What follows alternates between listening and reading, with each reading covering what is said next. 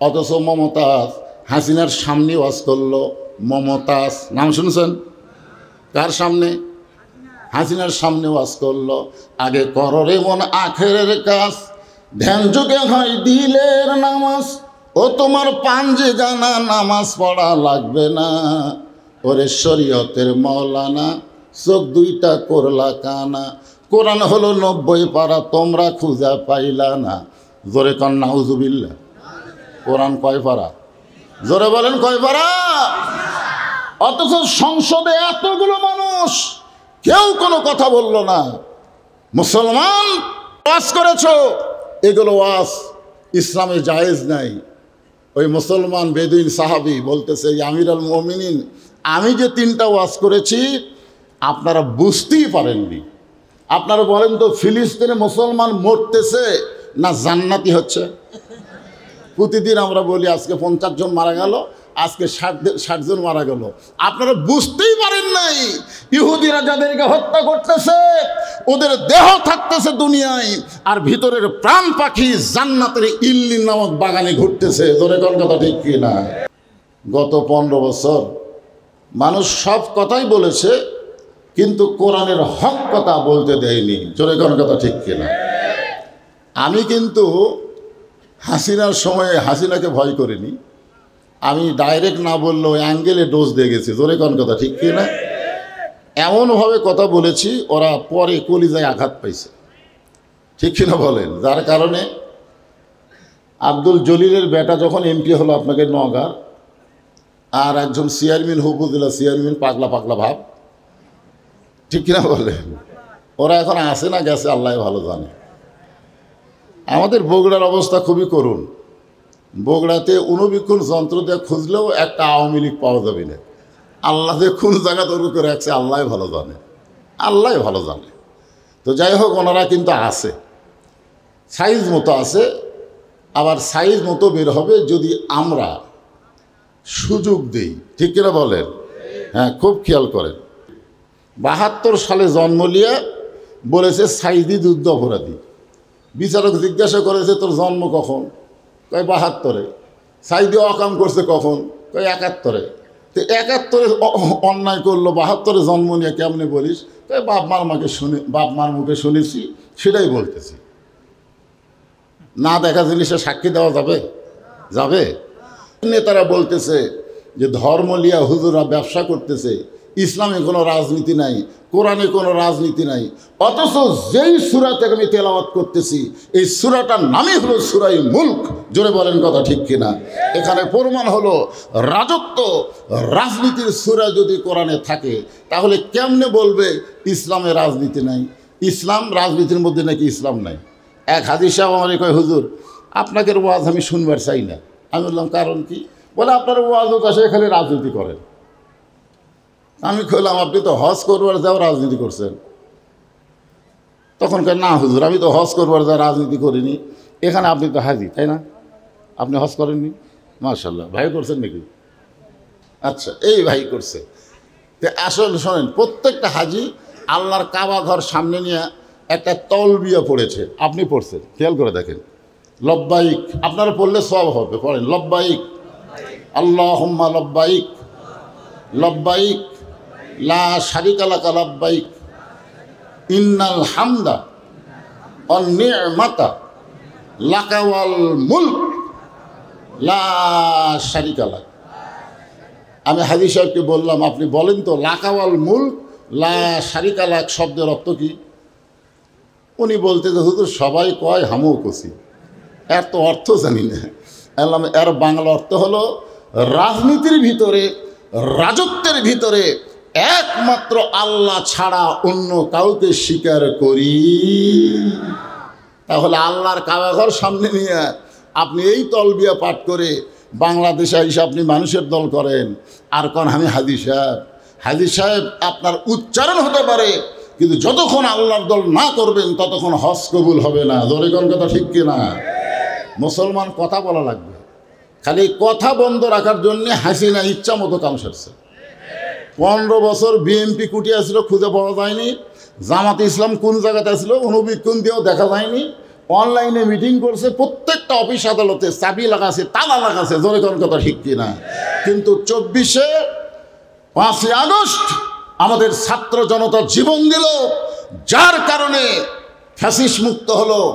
এই মুহূর্তে আমরা জোর গলায় কথা যদি না বলি, আবার অন্যায় আমাদের মাথার উপরে চেপে বসবে। জোরে কোন কথা ঠিক কিনা? আজকে ফিলিস্তিনের উপর অন্যায় হচ্ছে, অথচ পাশি সব মুসলিম কান্ট্রি, একটা মুসলিম কান্ট্রি আওয়াজ করতেছে না, যার কারণেই ইসরায়েলের অন্যায়ভাবে ইহুদির বাচ্চারা মুসলমানদের হত্যা করতেছে। জোরে কোন কথা ঠিক কিনা? খালি একবার যদি মুসলমানেরা বলে ফিলিস্তিন মুসলমানের উপর অন্যায় বন্ধ না করলে, হত্যা বন্ধ না করলে আমরা তেল পৃথিবীর কোনো রাষ্ট্রে দেব না, 1 ঘন্টার মধ্যে হত্যা বন্ধ হবে। জোরে কোন কথা ঠিক কিনা? কিন্তু না, কথা কয় না। আপনারা কি সেই তালে আছেন? একটু কথা বলা লাগবে। গতকাল থেকে ভারতেও শুরু হয়ে গেছে।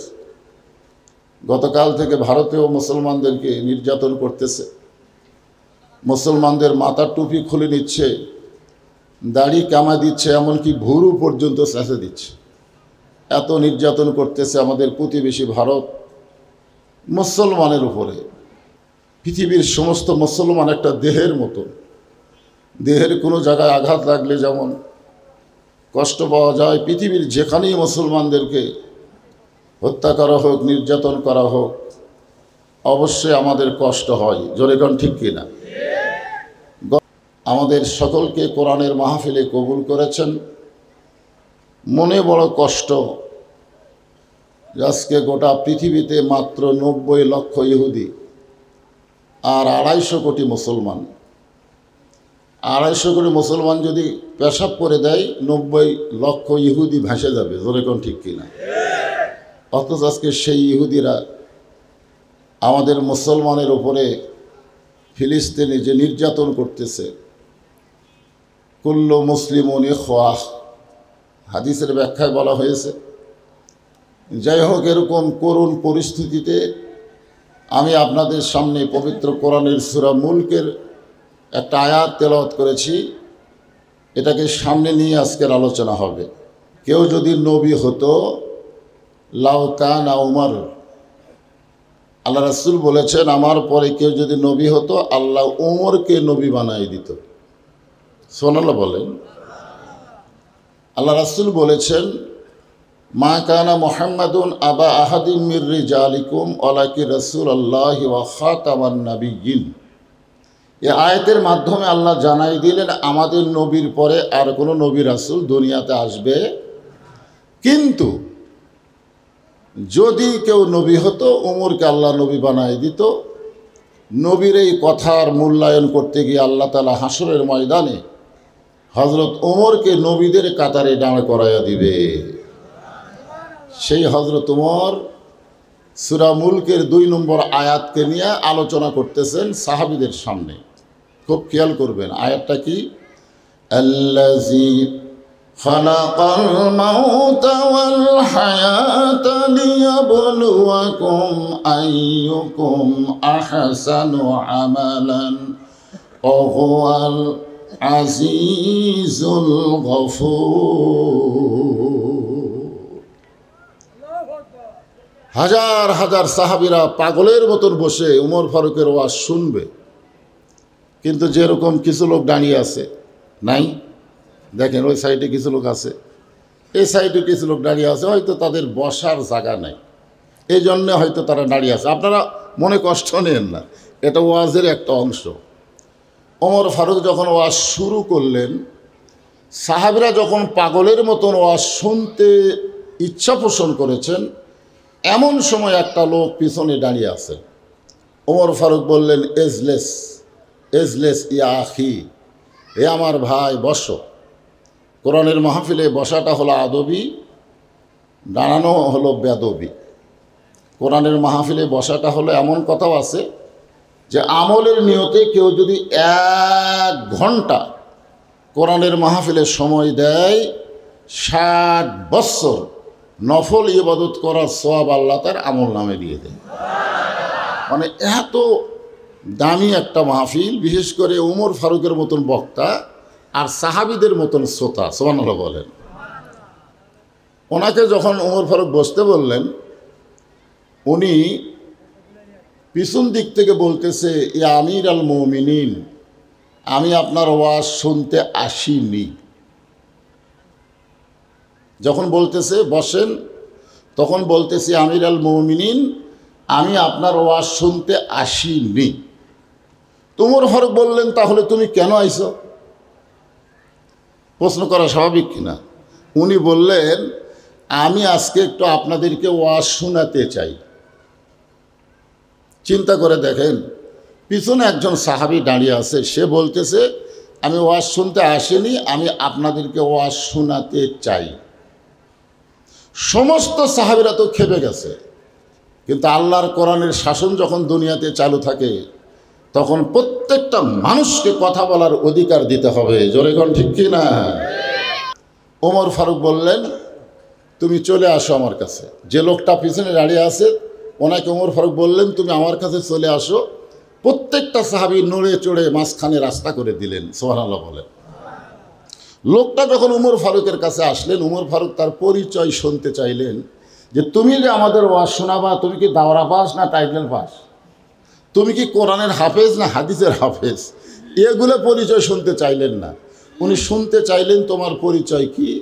তিনি বললেন, মিল্লাতা আবিকুম ইব্রাহিম হুয়া সাম্মাকুমুল মুসলিমিন। আমার পরিচয় হলো আমার জাতির পিতা ইব্রাহিম, আর তিনি আমার নাম রেখেছে মুসলমান। জোরে কান সুবহানাল্লাহ। ওমর ফারুক চমকে উঠছে। ওমর ফারুকই চমকে উঠছে যে বেটা পরিচয় এমনভাবে দিল যেখানের আঙ্গুল দেওয়ার মতন কোনো সুযোগ নাই। জোরে কোন ঠিক কিনা? কি পরিচয় দিছে? নিজের ইচ্ছায় না আল্লাহর কোরআন দিয়া? ওমর ফারুক বললেন, তুমি আমার ভাই, কি ওয়াজ করবে? আমরা সকলে মিলে তোমার ওয়াজ শুনতে চাই। তখন তিনি বললেন, আমার ওয়াজটা হলো ইন্নী উহিব্বুল ফিতনাহ ইকরাহুল হক ওয়া আশহাদু মা লাম আরাহ। আমার ওয়াজটা খুবই সহজ। আমি ফিতনাকে মহব্বত করি, আমি হককে পছন্দ করি না, আর আমি না দেখা জিনিসের সাক্ষী দিই। আপনারা বলেন, ফিতনা সম্পর্কে রাসূল কি বলেছেন? আল ফিতনাতু আশাদ্দু মিনাল কাতল। ফিতনা হলো কতলের চাইতেও মারাত্মক গুনাহ। আল ফিতনাতু আশাদ্দু মিনাল জিনা। ফিতনা হলো জিনার চাইতেও খারাপ পাপ। আর লোকটা এক নম্বর ওয়াজ করছে, আমি ফিতনাকে মহব্বত করি, ইন্নী উহিব্বুল ফিতনা, আমি ফিতনাকে মহব্বত করি। 2 নম্বর ওয়াজ করেছে ইকরাহুল হক, আমি হককে পছন্দ করি না। অথচ আল্লাহ বলেছেন ওয়াতাওয়াসাউ বিল হক কুল জাল হক ওয়া যাহাকাল বাতিল ইন্নাল বাতিলা কানা যাহুকা। অথচ লোকটা বলে আমি হককে পছন্দ করি না। আর 3 নম্বর ওয়াজ হলো আশহাদু মা লাম আরা, আমি না দেখা জিনিসের সাক্ষী দিই। সঙ্গে সঙ্গে ওমর ফারুক, যিনি রাস্তাতে গেলে শয়তান কয়দিন যায় না? জোরে বলেন, কয়দিন যায় না? আর তার সামনে এমন 3টা ওয়াজ করছে, যার কারণে তিনি রাগকে চেক দিলেন। নেতা হবার গেলে রাগ কিন্তু চেক দেওয়া লাগবে। আল্লাহর কোরআনের নেতা যখন হবে, তখন দেখবেন তাদের রাগ থাকলেও তারা রাগ চেক দিবে। বাংলাদেশে যারা মানুষের আইন মানে, এই সমস্ত নেতারা কিন্তু রাগ চেক দিবার পারে না। হ্যাঁ, খালি কথা বলে না। 550 টাকার গোস্ত পরের হাটে নিবে গেছে 600 টাকা। কেলে গত হাটে 550, আজকে আবার 600। পরের হাটে গেছে 650। পরের হাটে জামাই আইছে, শাশুড়ি বলতেছে আজকে 2 কেজি গোস্ত নিয়ে আসো। ওই এখন চিন্তা করছে 650, 1350, 1500 টাকা নিয়ে যে বলতেছে ভাই 2 কেজি গোস্ত দাও। গোস্ত দেওয়ার পরে যখন টাকা দিছে, কষায় 100 টাকা ফেরত দিছে। কে রে ভাই? কয় না 700। তখন চিন্তা করতেছে 550, 600, 650, আজ আবার 700। এভাবে যদি বাড়তেই থাকে তাহলে কি করা যায়? ওই আস্তে করে গোস্তের টোপলাটা থুয়ে ওখানে কষায়ের দাও আছিল, খপ করে নিছে। ওই যে দাও থাকে না গোস্ত কাটার, দাওটা নিয়ে যার ওপরে গোস্ত কাটে খাটাত মারছে লাত্তি। লাত্তি মারা কষায়ের ঘাড়ের ওপর দাও ধরে বলতেছে, এখন বল কত করে কেজি? কষায় বলতেছে আপনি যা দিবেন, আপনার কাছে কোনো দরদাম নাই।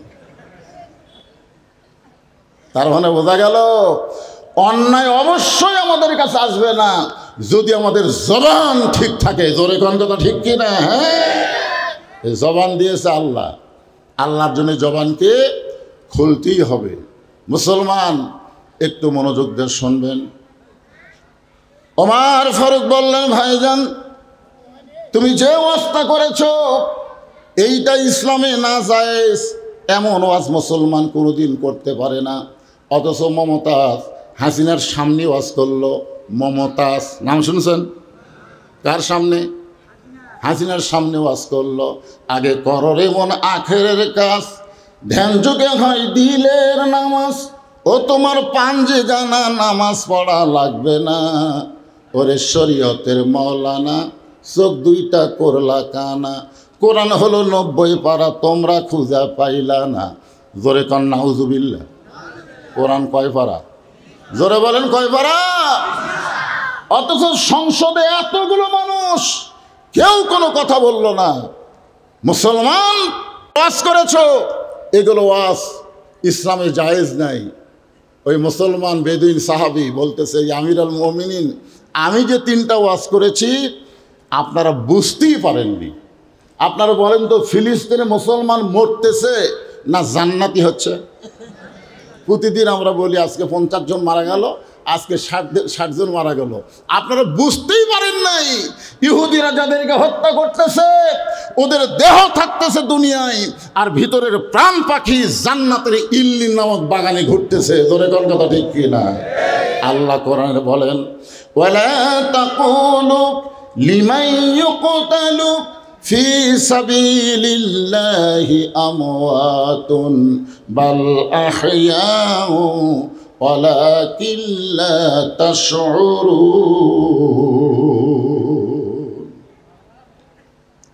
কোরআনের তেলাওয়াত শুনলে আল্লাহু আকবার খাওয়া লাগে। হ্যাঁ, আপনার বলেন তো আয়াতে আল্লাহ কি বলতেছেন? আয়াতে আল্লাহ বলতেছেন, আল্লাহ রাস্তায় যাদেরকে হত্যা করা হয় তাদেরকে তোমরা মৃত্যু বলো না। তাহলে ফিলিস্তিনের মুসলমান কি মারা যাচ্ছে? আল্লাহ বলতেছেন মৃত্যু বলো না, বরং আমি আল্লাহ বলতেছি তারা চিরজীবিত। আমার এলাকায় এক ছেলে হয়েছে, আমার এসে বলতেছে, হুজুর আমার ছেলে হয়েছে, আপনি একটা ভালো নাম রাখেন তো। তাই বললাম, ভাই ছেলেটার নাম রাখো আবু সাইদ। যেই করছে আবু সাইদ, কয় হুজুর আমার মনে নাই। আমাকে 500 টাকা দিয়ে কয়, হুজুর আমি খুবই খুশি হলাম, আবু সাইদ যদি প্রথম জীবন না দিত হাসিনাকে বাংলাদেশ থেকে তাড়ানো যাইতো না। জোরে কোন কথা ঠিক কি না? তাহলে আবু সাইদ কি মারা গেছে? আমার গ্রামে একটা আবু সাইদ আছে, সবাই ডাকতেছে আবু সাইদের বাপ, আবু সাইদের মাও। আমার সম্পর্কে এক খালার মেয়ের মেয়ে হয়েছে, খালার নাতনি হয়েছে। আমারে কইছে, তুই মৌলানা বাবা একটা ভালো নাম রাখো তো। আমি বললাম, খালা অনেক দিন পরে যখন নাতনি হয়েছে খুশি হয়ে নাম রাখেন হাসিনা। যেই খুশি হাসিনা, খালা কয় তুই একটা আলেম মানুষ রে, তোর কাছে একটা ভালো নাম শুনবার ছিলাম, আর তুই এমন একটা খুনি নাম কইলি। তার মানে বোঝা গেল আবু সাইদ মরে নাই, আর হাসিনা বেঁচে থাকতে পচে গেছে। তোর কোন কথা ঠিক কি না? বোঝা লাগবে। আমি যে 3টা ওয়াজ করছি আপনারা কেউ বুঝবার পারেন নাই। সমস্ত সাহাবীরা রাগে দাঁত কটমট করতেছে। ওসমান গনি দাঁড়িয়ে বলতেছে, এই পাগল, এতগুলো সাহাবী, বিশেষ করে হযরত ওমর ফারুক এত বড় জ্ঞানী, যার সম্পর্কে আল্লাহ তাআলা কোরআনে 23টা আয়াত নাজিল করেছে। সুবহানাল্লাহ বলেন। হযরত ওমরের শানে আল্লাহ কোরআনে কয়টা আয়াত নাজিল করছে? 23টা আয়াত আল্লাহ ওমরের সম্মানে শানে নাজিল করেছে। আর তুই বলিস আপনারা বুঝতে পারেন নাই। ওমর ফারুক দেখলেন সমস্ত সাহাবীরা যে খেপা খেপছে, এখন যদি এদের মধ্যে ছেড়ে দেওয়া হয় তাহলে গণ ধলাই দিবে। ধরে কোন কি ধলাই? আর গণ ধলাই মানে কি বাঁচা থাকার চান্স আছে? ওমর ফারুক হিকমত অবলম্বন করে ওই বেদুইন সাহাবীকে কারাগারে বন্দি করলেন। কারাগারে বন্দি করলেন। যিনি 3টা খারাপ ওয়াজ করেছে তাকে কারাগারে বন্দি করলেন। এশার নামাজ পড়ে হযরত ওমর যখন বাড়িতে গেলেন, আল্লাহ রাসূল বলেছেন, এশার নামাজ আদায় করার পরে তোমরা বেশি লম্বা সময় নষ্ট করবা না। এশার পরে খাওয়া দাওয়া করে তোমরা ঘুমিয়ে যাবে, কারণ ফজরের জামাত আর তাহাজ্জুদের মহব্বত বিশাল দুইটা ইবাদত রাতের বেলায় তোমাদের অপেক্ষায় আছে।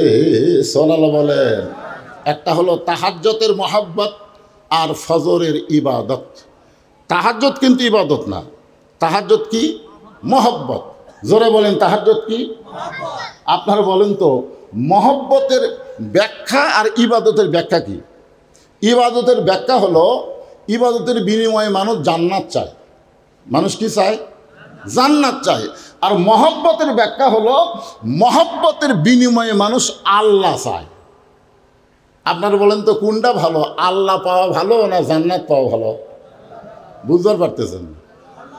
জান্নাত পাইলে আবার আল্লাহর কি দরকার? এক বান্দা আছে তাহাজ্জুদের মহব্বতের সেজদায়, আল্লাহ ডাকতে বলে, তুই যতই সেজদা দে আর যতই নামাজ পড়, তোর ঠিকানা হলো জাহান্নাম। যতই নামাজ পড় তোর ঠিকানা জাহান্নাম। ও তখন মাথা তুলে বলতেছে আলহামদুলিল্লাহ। আল্লাহ কয়, কে রে পাগল, তোকে জাহান্নামের কথা কইলাম, তুই আলহামদুলিল্লাহ বলিস? আল্লাহ, তুমি তাও আমাকে একটা জায়গা দিলে। আমি এতদিন মনে করতাম আমার জায়গাই নেই, তুমি তো আমাকে জাহান্নাম দিলে, তাও জনগণকে বলতে পারবো জাহান্নামত আমার জায়গা আছে রে। আল্লাহ কয়, পাগলা, জাহান্নামে গেলে তুই পুড়ে যাবি, তোর কষ্ট হবে। মহব্বতের পাগল বলতেছে, আল্লাহ তুমি কি মনে করছো জাহান্নামত আমি একলা যাব? আল্লাহ কয়, তোর সঙ্গে জাহান্নামত কে যাবে? আগে যখন তারেক জিয়া বগুড়া আসতো, তখন বগুড়ার ছেলেরা মিছিল করতো, তারেক জিয়া যেখানে আমরা আছি সেখানে, তারেক জিয়া জেলখানায় এক চামচারি মিছিল নেই। পাগল চিল্লায় বলে, আল্লাহ তুমি নজর করে দেখো আমার কলিজার মধ্যে তোমার মহব্বত। আল্লাহ বলে, পাগল শুনে নে, আমার মহব্বত যদি কারো কলিজার মধ্যে থাকে, সে যদি জাহান্নামেও যায়, আমি জাহান্নামকেও জান্নাত বানায়া দিব। লোকটা বলতেছে, আমি জানি তো। আল্লাহ বলে, তুই কেমনে জানিস? বলে, আমার জাতির পিতা হযরত ইব্রাহিম, নমরুদ এত কষ্ট করে আগুন জ্বালালো, আর সেই আগুনের মধ্যে ইব্রাহিম যখন পড়ে গেল, আগুন ঠান্ডা কে করে দিল? তো আপনি কেন আগুন ঠান্ডা করে দিলেন? আপনি বলেন তো আল্লাহ, ইব্রাহিমের জন্য আপনি আগুন কেন ঠান্ডা করে দিলেন? কারণ আপনি জানেন ইব্রাহিম একলা পুড়বি না, ইব্রাহিমের মধ্যে আল্লাহর মহব্বতও পুড়ে যাবে। ধরে কোন কথা ঠিক কিনা?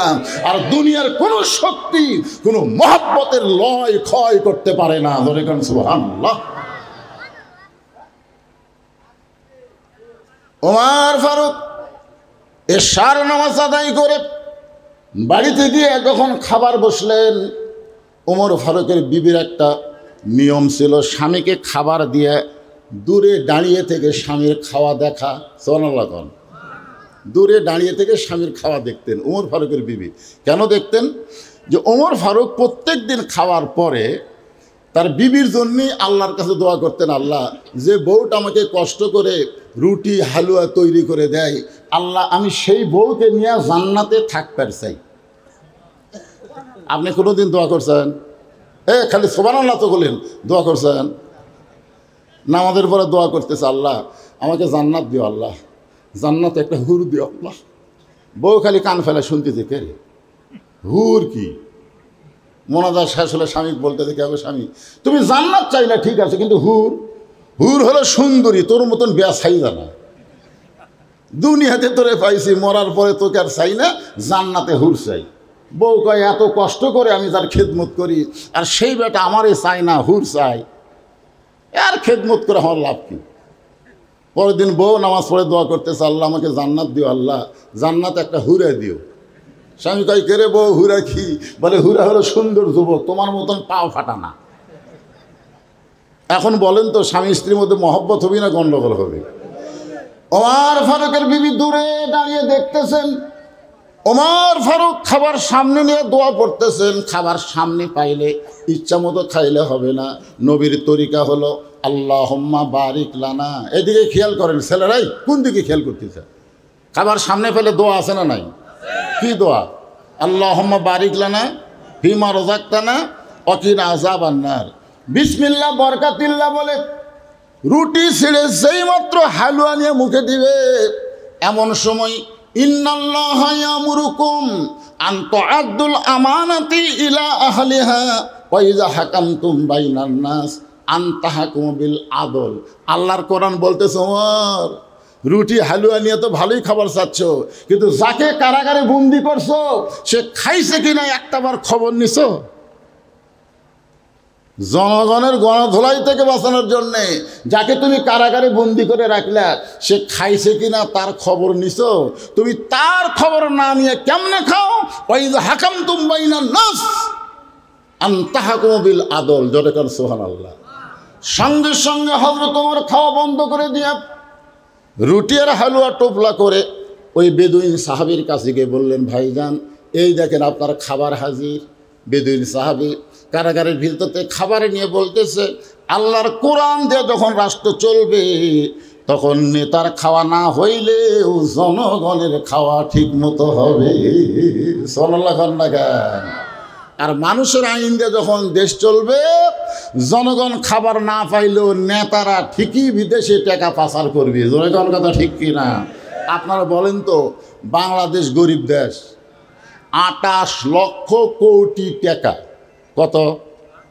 28 লক্ষ কোটি টাকা এই বাংলাদেশ থেকে বিদেশে পাচার করা হয়েছে।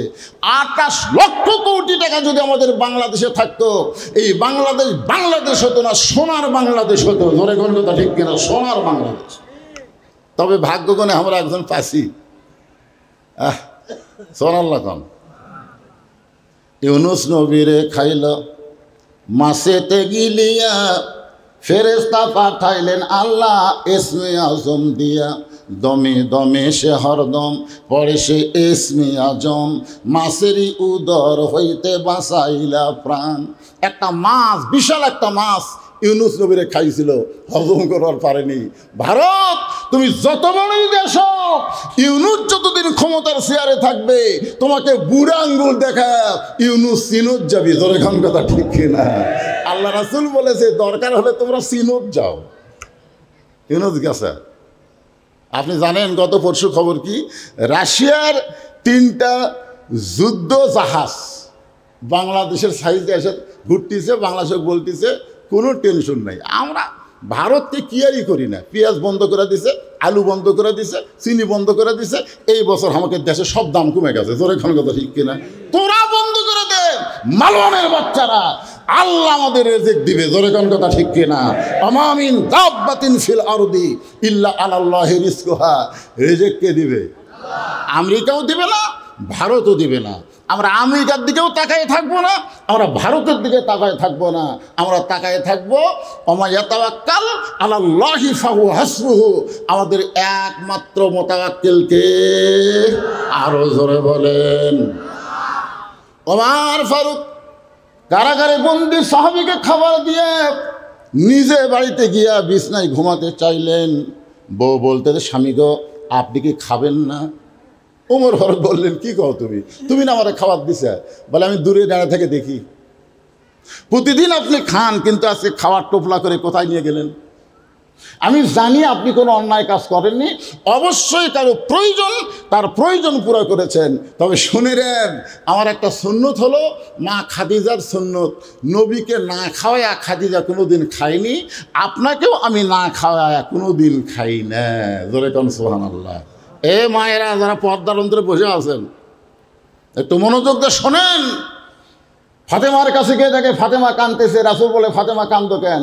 বলে, এমন একটা গরিবের সঙ্গে আমার বিয়ে দিয়েছেন বাবা, ঠিক মতো খাবার টাবার দিবার পারে না। রাসূল বললেন, ফাতেমা শোনো, সাবধান হয়ে যাও। তুমি যার সম্পর্কে আমার কাছে অভিযোগ করতেছো, আল্লাহ ছাড়া কাউকে সেজদা দেওয়ার হুকুম থাকতো, তাহলে আমি ফাতেমা তোমাকে বলতাম আলীর পায়ে সেজদা করো। শুনে নাও, দুনিয়ার সমস্ত বিবিরা, আল্লাহর পরে কাউকে যদি সেজদা দেওয়ার হুকুম থাকতো, সেই মহান ব্যক্তি হলো তোমার স্বামী। তাই স্বামীর সাথে আজে বাজে ব্যবহার করো না। আল্লাহ রাসূল বলেছেন, আল্লাহর পরই মেয়ে মানুষের কাছে সবচাইতে দামি ওই ব্যক্তিকে। জোরে কন না কেন? মরদ মানুষ জোরে কন। দাম দেয়? দাম দেয় না? এখন দিবে, এখন দিবে। এতদিন মেয়ে মানুষ ক্ষমতায় ছিল, এই জন্য আমাদের বাড়িরগুলোও প্রধানমন্ত্রী হয়ে গেছিল। এখন মরদ মানুষ ক্ষমতায় আর মেয়ে মানুষের খাওয়া নেই। জোরে কোন কথা ঠিক কিনা? আল্লাহ রাসূল বলেছেন, এটা আমার বাপের কথা না, চেয়ারম্যান সাহেব মনে কষ্টই নিলে হবে না। রাসূল বলেছেন, মা তারাক্তু বাদি আলা উম্মতি ফিতনাতুন আদর আলা রাজুলু মিনান নিসা, রাওয়াহুল বুখারী কিতাবুল ফিতান। আল্লাহ নবী বলেছেন, আমার পরে আমার উম্মতের জন্য সবচাইতে বড় বিপদ হলো পুরুষ মানুষের জন্য নারীর নেত্রী হওয়া। আমরা এত বছর খুব বিপদে ছিলাম, কারণ মেয়ে মানুষ আমাদের নেত্রী। জোরে কোন কথা ঠিক কথা কন না কেন? আল্লাহ কোরআনে বলেছেন, আর রিজালু কাওয়ামুনা আলা নিসা, মরদেরা থাকবে মেয়েদের উপরে। এ কথা কার? আরো জোরে বলেন। আপনারে না খাওয়াই আমি কোনোদিন খাই না। ওগো স্বামী, আপনার খাওয়া না হয় কাউরে দিলেন, কিন্তু আমার খাওয়া আমরা দুইজন মিলে খাবার চাই। আপনারা বলেন তো, একজনের খাওয়া দুইজন খাওয়া যায় কি যায় না? আল্লাহ রাসূল বলেছেন, খাবার যদি কম থাকে, পানি তো আর কম নাই। পানি তো আর কম নাই। কম খাবে, বেশি করে পানি মারবে, তাহলেই পেট ভরে যাবি। জোরে কোন কথা ঠিক কি না?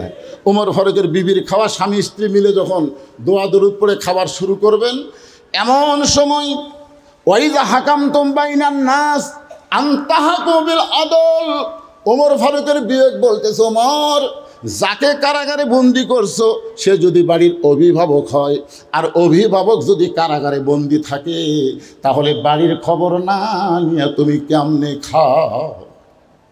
তোমার খাওয়া না হয় কারাগারের বন্দি আসামিক দিয়ে এলে, কিন্তু সে যদি বাড়ির অভিভাবক হয় আর অভিভাবক যদি কারাগারে বন্দি থাকে, তাহলে তার বাড়ির খবর না নিয়ে তুমি কেমনে খাও? সঙ্গে সঙ্গে ওমর ফারুক খাওয়া বন্ধ করে দিলেন। বউ বলতেছে, আপনি কি খাবেন না? বলে, আমার খাবার তাকে দিয়ে আসলাম, সে যদি বাড়ির অভিভাবক হয় আর বাড়ির খবর না নিয়ে কেমনে খাবো? বউ বলতেছে, আপনি যখন খাবেন না আমারও দরকার নাই। টোপলা বান্দা স্বামীকে বলতেছে, তাহলে চলে যান, যাকে আপনি কারাগারে বন্দি করেছেন তার পরিবারের কাছে আপনি চলে যান। জোরে গান সুবহানাল্লাহ। গভীর রাত্রে হযরত ওমরের বউ স্বামীকে কত বিশ্বাস করছে দেখেন। মরদ মানুষ জেলখানাত বন্দি, তাহলে বাড়িতে কি মানুষ আছে? কথা কন না কেন? স্বামী বলতেছে, এই সমস্ত খাবার তার পরিবারের কাছে দিয়ে আসেন। আমি যদি কোনো মেয়ে মানুষের কাছে যাবার চাই খাবার নিয়ে, আমার বউ যাবার দিবি? যত বড়ই হুজুর হয়, এখন পর্যন্ত বউ আমার সন্দেহ করে। একদিন মোবাইল অন করে ঘুমাচ্ছি, ইতিমধ্যে কল করছে, আর বউ মনে করে স্বামী ঘুম পাড়তেছে, যাই কল ধরছে। যেই কল ধরছে মেয়ে মানুষ, তো মেয়ে মানুষ হুজুর কল করছে, আমার বউ বলতেছে, আপনি কে? বলে, আমি হুজুরকে ভালোবাসি। আমি হুজুরকে ভালোবাসি, মাঝে মধ্যে হুজুরের সাথে কথা কই। আমি তো ঘুমের মধ্যে আছি, ঘুমোর থেকে উঠে দেখে বুঝলেন আমার বউ খালি টেপা মাছের মতো মুখ করে বসে আছে। আমি বললাম, কে গো, তোমার দাঁতের অসুখ বাড়লো নাকি? আপনি কি ওয়াজ করেন না লুচ্চামি করেন? কয়, আপনি ওয়াজ করেন না লুচ্চামি করেন? আমি বললাম, কে রে এত জোরে কথা, রাস্তার ধারত বাড়ি, কি হয়েছে? আপনি ঘুমাইছিলেন, এই যে মেয়ে মানুষ কল করছে, এই নাম্বার। আমি বললাম, আপনি কে? বলে, হুজুরকে ভালোবাসি। আমি একে একেবারে জোরে রিংটন ইয়ার কি কয়, এটা কি কয়, লাউড স্পিকার দিয়ে কল দিলাম। মা, মারে, তুমি নাকি কল করছিলে? কয়, হুজুর কল তো করছিলাম, যেটা ধরছিল সেটা কে? আমি তো জোরে দিয়েছি লাউড স্পিকার। বলতেছে আমার বউ। কে এরকম খারাপ বউ হলে আপনি সংসার করেন কেমনে? আর বউ বলতেছে, দেখছে কি কয়, আমার সংসার ভাঙবি। এই মেয়ে, আমার বউকে তুমি খারাপ বলতে থাকেন? বলে, হুজুর আমি কইছি আপনার ওয়াজ আমি ভালোবাসি, ওয়াজ শুনি, তা আপনার বউ আর না শুনাই বলতেছে কিসের ভালোবাসা? একটা মেয়ে মানুষ কি বক্তার ওয়াজ ভালোবাসতে পারে না? আমার বউ মিজানুর রহমান আজহারের ওয়াজ শোনে। আমি গেলাম, কে গো, আমার ওয়াজ শুনবে না? কয়, না, মিজানুর আজহারের ওয়াজ ভালো। তাই আমি এখন কী কব, কে রে বুড়া দেখে এখন পছন্দ হচ্ছে না, এই কথা আমি বলবো? শুনতেই পারে, ওয়াজ ভালোবাসে, স্বামীর তো ভালোবাসে, কিন্তু স্বামীর ওয়াজ না ভালোবাসলেও মিজানুর রহমানকে ভালোবাসে না, তার ওয়াজ ভালোবাসে। জোরে কোন কথা ঠিক কি না? ওমর ফারুক খাবার নিয়ে যাকে কারাগারে বন্দি করছে তার পরিবারের বাড়ির দিকে রওনা দিলেন। পরিবারের বেদুইন সাহাবীর পাহাড়ি এলাকার কাছে আসতেই ওমর ফারুক দূর থেকে শুনতে পায় একটা ছোট বাচ্চার কণ্ঠ। কে যেন বাচ্চা কাঁদতেছে আর বলতেছে, বাবা এত রাত হয়ে গেল বাবা, এখন পর্যন্ত আপনি বাড়িতে আসেন নাই। বাবা আপনি কি জানেন না আপনাকে ছাড়া আমি খাই না, আপনাকে ছাড়া আমি ঘুমাই না। ও বাবা এত রাত হয়ে গেল, এখন পর্যন্ত আপনি বাড়িতে আসেন না। ওমর ফারুক বুঝতে পারলেন যাকে কারাগারে বন্দি করছি তারই সন্তান হবে। ওমর ফারুক আসামির মতন সুবহানাল্লাহ বলেন, চুপি চুপি বাচ্চাটার কাছে গিয়ে গালে একটা চুমু দিয়ে বলতেছে, বাবা আজকে তোমার বাবা কোনো কাজে আটকে গেছে, হয়তো তোমার বাবা আজকে আসতে পারবে না, আমি তোমার বাবার দরদ নিয়ে তোমার জন্য খাবার আনছি, বাবা এই খাবার তুমি গ্রহণ করো। ছোট বাচ্চা বলতেছে, পথিক তুমি কি আল্লাহর কোরআন পড়ো নাই? জোরে কান সুবহানাল্লাহ। ওই ছোট বাচ্চাটা হযরত ওমরকে বলতেছে, পথিক রে নিশিরাতের পথিক তুমি কি আল্লাহর কোরআন পড়ো নাই? আল্লাহ কোরআনে বলতেছেন, ওয়াকাদা রব্বুকা আল্লা তা'বুদু ইল্লা ইয়াহু ওয়া বিল ওয়ালিদাইনি ইহসানা। কে রে এই দূরে কি সিজার করা নাকি রে? হ্যাঁ, সিজার করা বাচ্চারা অস্থির হয়, কারণ এরা জন্মের আগে জন্ম নেয়, বোঝেন না ভাইজান? আমার দাদি আমার কয়, তো মায়ের পেট থেকে বার করার সময় ভাই রে তোর মায়ের এতই কষ্ট, তোর মাথা লম্বা হয়ে গেছিল, মানে টানে বার করতে আমার মাথা লম্বা হয়ে গেছিল, পরে মাথা থেবে থেবে গোল করছে। এই যে আমরা তিনজন বসে আছি, এর পিছনে যারা বসে আছে আমরা একটাও সিজার করা ভাই, সব আমরা মায়ের গর্ভ থেকে দুনিয়াতে বড় কষ্ট মা পাইছে, আমরা দুনিয়াতে আইছি। আর এদের বসে আছে এনে পেটের ব্যথা, তখন স্বামী কয় সব ডাক্তারের কাছে নিয়ে যাবো। ডাক্তার চেক আপ করে কয় একটু ব্যাকা হয়ে আছে, কিছুই না, 2 দিন পরে নর্মাল আর জন্ম হবে। অথচ টাকা কামাই করার জন্য বলতেছে কানি শুকে গেছে। তখন কি করবি, পেট কেটে দেখে আর ঘুমই ভাঙেনি। ডাক্তার কয় কে রে 2 দিন পরে এমনি জন্ম হতে পারে, টাকার লোভে পেট কাটনো। তখন 3-4 ডাক্তার একত্রে বলে ঘুম ভাঙার লাগবে। তো তখন ঘুম কী করে ভাঙায়, পেটের ভিতর থেকে বার করে পাও ধরে এইরকম একটা ঘুরান দেয়, মাথার উপর যেই ঘুরান দেয় এই ঘুরান করে কান্দা ওঠে। এখন মোবাইল ছাড়া ভাত খায় না, মোবাইল ছাড়ার কান্না বন্ধ হয় না। জোরে করে কথা ঠিক কিনা? এই সিজার করা বাচ্চারা খুবই অস্থির, এ কয়টা যে কি আল্লাহ ভালো জানে। দেখছেন কিভাবে চাইয়া আছে, কে রাত 12টা বাজতেছে তুই এইভাবে চাইয়া আছিস, তার মানে লিল্লাহে তাকবীর। একটা গান গাই, কি বলবো প্রসবের কথা, মা বিনে সেই ব্যথা কেউ তো বুঝিবে না, মাজন ঠেকিয়া সন্তানের দায়, অকালে মা মারা যায়, কেন সে মায়ের ভক্তি করো না, এমন দরদি ভবে কেউ হবে না আমার মা গো। ওই ছেলেটা বলতেছে, পথিক তুমি কি আল্লাহর কোরআন পড়ো না? আল্লাহ কোরআনে বলতেছে আল্লাহর পরই হলো বাপ মা।